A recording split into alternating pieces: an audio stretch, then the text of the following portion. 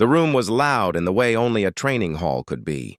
Metal clanging, low murmurs of different species speaking in clipped tones, and occasional bursts of laughter that didn't sound entirely friendly. It was meant to be a place of discipline and learning, where cadets from across the galaxy gathered to study combat and control. But that day, control was in short supply. She stood near the back, quiet and observant. Human. That alone drew attention.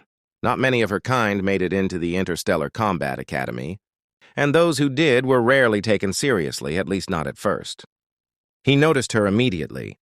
Tall, broad-shouldered, covered in natural armor plating that shimmered under the overhead lights. He was from a species that believed in dominance above all else. Among his people, respect wasn't given. It was taken through force. The instructor hadn't arrived yet. The room buzzed with restless energy. That was all the excuse he needed. He stepped forward, heavy footsteps echoing across the metallic floor. Conversations died down as others sensed something about to happen. Eyes shifted toward them. "You," he said, pointing directly at her. She looked up slowly, meeting his gaze. No fear, no challenge, just calm. That irritated him. "You're the human," he said loudly. "I've heard your kind survives through tricks, not strength." A few cadets laughed. Others stayed silent, watching. She didn't respond. He moved closer, looming over her. "Let's see what you really are." Still nothing. That silence felt like disrespect, and that was when he struck. There was no warning. No formal challenge, just a sudden, brutal attack. His arm lashed out toward her head, fast enough that most of the class barely saw it coming, but she had already moved. It wasn't dramatic, just a slight shift of her body, enough for the strike to miss by inches. Calm, precise. Before he could recover, her hand rose, not to attack, but to redirect. His own momentum carried him forward, slightly off balance. A murmur spread across the room. He growled, adjusting quickly. This time he attacked again, faster, harder, more aggressive. A series of strikes meant to overwhelm. None of them landed. She moved like she already knew what was coming. Step, pivot, deflect. Every motion controlled, efficient. Her breathing remained steady. Her face unchanged. This wasn't luck. This was mastery. Frustration built inside him. He wasn't used to being avoided, especially not by someone smaller, someone he had already dismissed. With a roar, he escalated. He raised his arm and brought it down in a crushing overhead strike, powerful enough to end the fight instantly. This time, she didn't step back. She stepped in. Her hand met his arm mid-swing, not stopping it, but shifting it just enough. His strength worked against him, pulling him forward again, exposing his balance. And then she struck. A single, precise blow to his side, just beneath his armor plating. He staggered. The room fell silent. Pain flashed across his face, quickly replaced by rage. He turned sharply, faster now, less controlled. This wasn't about dominance anymore. It was about winning, about crushing the one who dared make him look weak. He lunged again, claws extended.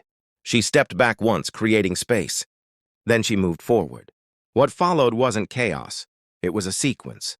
A strike to his joint disrupted his balance. A twist of her wrist redirected his strength. A shift in her stance forced him off center. Every movement flowed into the next with frightening precision. He tried to counter, but he was already behind. Too slow, too predictable. To her, his attacks weren't random. They were patterns. He swung wildly, trying to regain control. She slipped past it effortlessly, catching his arm and guiding his motion just enough to destabilize him again. Then her elbow drove into his chest. The sound echoed, heavy and final. He dropped to one knee. Gasps filled the room. Still, she didn't stop. She couldn't. He had started this, and now she was finishing it. He tried to rise, forcing his body to respond, but she was already moving. Her foot swept his remaining support away. He hit the ground hard. The metallic floor rang beneath the impact. Before he could react, she was over him. One hand pinned his arm. The other hovered just above his throat. The entire room froze. Everyone understood what that meant. One move. That was all it would take. His chest rose and fell rapidly. His eyes burned, not just with anger anymore, but with something unfamiliar. Fear. For the first time, she spoke. "You attacked first," she said quietly. Her voice carried through the silence. Now you don't get to decide how it ends. He struggled, but it was useless. Every movement only tightened her control. She wasn't stronger than him, but she didn't need to be. Seconds stretched. The tension in the room became suffocating. And then, enough. The instructor's voice cut through everything. Neither of them moved at first. "Cadet," the instructor said again, sharper. "Stand down." She exhaled slowly. Then she released him. No hesitation, no anger. She simply stepped back as if the fight had never happened. He lay there for a moment, stunned. Then he forced himself up, slower now. The confidence he had carried before was gone. The room watched him differently. Not with admiration, with understanding. He had taken the first strike and lost everything after. The instructor stepped forward, scanning the room before looking at her.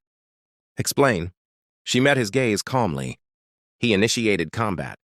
I responded. That was more than a response. A brief pause. Then she said it was a conclusion. Silence followed. The instructor turned to the other cadet. "Do you contest that?" He hesitated. Pride flickered in his eyes, but it faded. "No." The word came quietly. "Defeated." The instructor nodded once and turned to the class. "Let this be your lesson." His voice was steady, firm. "Strength is not who strikes first." His gaze shifted briefly back to her. "It's who understands when the fight is already over." No one spoke. Because they had all seen it. The moment the first strike was thrown, the outcome had already been decided.